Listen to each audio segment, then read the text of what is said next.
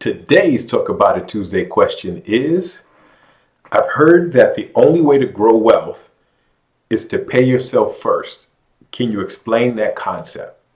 Wow, this is a term that I first heard probably in the late 80s, maybe early 90s, and it was really popular amongst insurance salesmen and financial planners. And the idea was that most people, after paying all of their expenses, had very little money left to invest or to save, and therefore you should, when you get your income, pay yourself first, meaning invest in your insurance or invest in your savings or investments first, and then survive off of whatever you have left.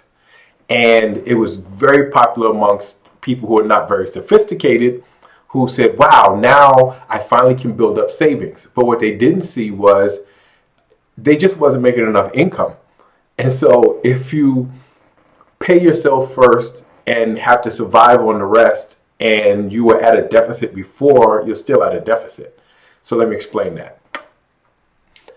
If you budget properly and you cover first, which you should cover first, pay first your living expenses, your housing, which is your mortgage or your rent, your food, your utilities, all the necessities of life that you need to live basic and comfortable. That's what has to be paid first, so you're not homeless and hungry. So you pay that first. Then you have to pay off your debt obligations. Why? Because debt grows when it's unpaid, right? So your debt is someone else's asset, meaning someone's getting paid from your debt. They're getting interest on your debt. So the longer it sits, the more it grows.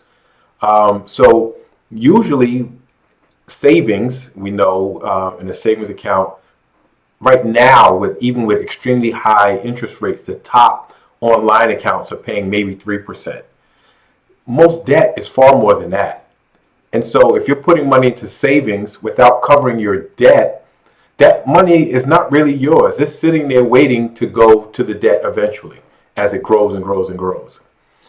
Most investments don't pay more than, even if you pay 10%, credit card debt is higher than 10% in most cases. So pay your living expenses, pay your debt obligations, and then you can invest, because otherwise that money's not growing anyway. If you are in a situation where you do live by creating a budget, so you know where every dollar is going, and you cover your living expenses, and you're covering whatever debt obligations you created, and there's nothing left, it's simply that you're not making enough income, right? And so, of course, you can try to shuffle around some of your living expenses. Maybe you cut your lifestyle. I'm not really a fan of cutting lifestyle too much. Maybe you cut your lifestyle. Maybe you've paid off your debts, and then, right, but still not paying your investments and your savings first. In order to gain wealth, you have to eliminate your debts. You have to minimize the cost of your living expenses, and then you have to put money away for the future that will grow exponentially in the form of investing. So pay yourself first? No. Just make sure you have enough income to pay yourself third, right? And so make sure you have enough income to cover living expenses. Make sure you have enough living money to cover your debts. If you still don't have money to put away, you just don't have enough income, right? It's that cut and dry. It's not that you can turn that around and those other obligations go away. Living expenses still exist if you pay yourself first. You just fall short and maybe you end up homeless or hungry. Your debt still exists if you pay yourself first, and they just end up growing and growing and growing, and then you'll eat up all the money you grew in your investment anyway. So pay your living expenses, pay your debts, then invest.